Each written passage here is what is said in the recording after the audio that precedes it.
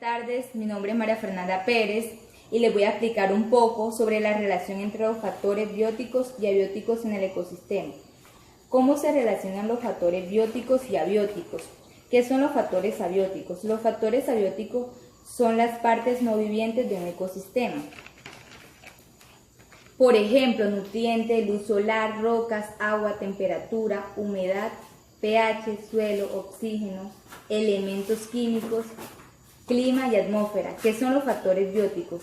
Los factores bióticos son los organismos vivos de un ecosistema, por ejemplo, animales, plantas, microorganismos.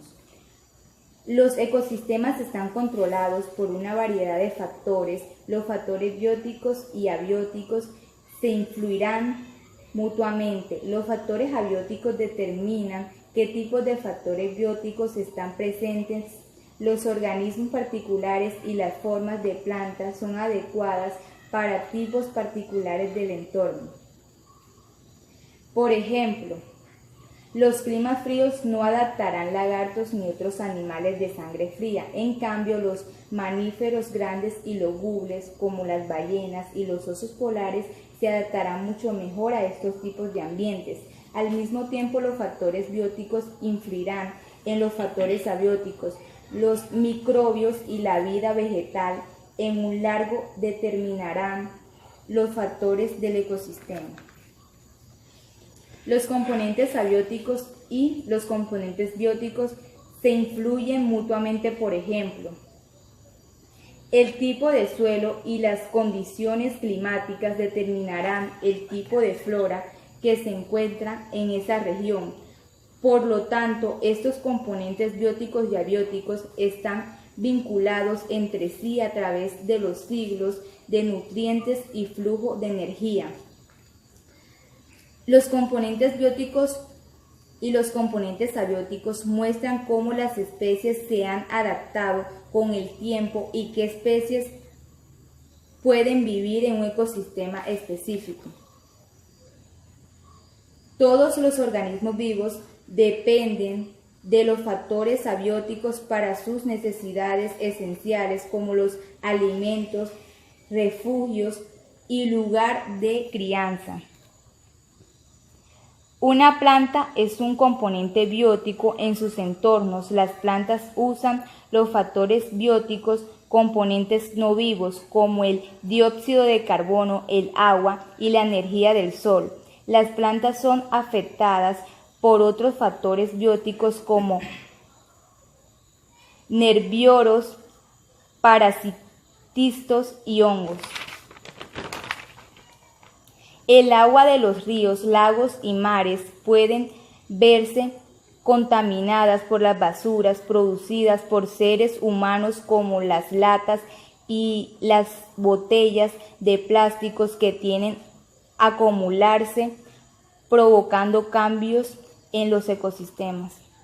Los factores bióticos deben tener características filosóficas y un comportamiento específico que les permita sobrevivir y reproducirse dentro de un ambiente con otros factores bióticos. El compartir un ambiente de como resultado una competencia entre los factores bióticos y se compite, ya que sea por alimentos, por especies, etc. La población la ha definido como el conjunto de organismos de una especie que está en un mismo lugar. Con esto nos referimos a los organismos vivos, ya sean unicelulares y pluricelulares. Los factores bióticos pueden dividirse en tres tipos, que son: individuo, cada organismo del ecosistema; población, el conjunto de individuos que habitan una misma área o lugar, como ya explicamos; comunidad, en lugar determinado, sean interacciones entre varias poblaciones y se forma una comunidad. Un ejemplo, en el bosque, donde interactúan plantas, animales, entre otros. Los factores bióticos también pueden ser clasificados en 3 tipos, que son los siguientes. Productores son los que se fabrican su propio alimento. Consumidores son los que nos pueden producir su alimento. Descomponedores son los que se alimentan de materia orgánica descompuesta. Sin duda, el tema de los factores bióticos es muy importante si queremos entender cómo se relacionan los factores bióticos y abióticos de la naturaleza. La importancia de los factores abióticos. Los factores abióticos, agua, luz, aire y sales minerales, son impredecibles en nuestro entorno, y es que sin estos factores la vida no podría desarrollarse en nuestro planeta, pues gracias a ellos las células de nuestro cuerpo y del resto de los seres vivos pueden incrementarse y sobrevivir.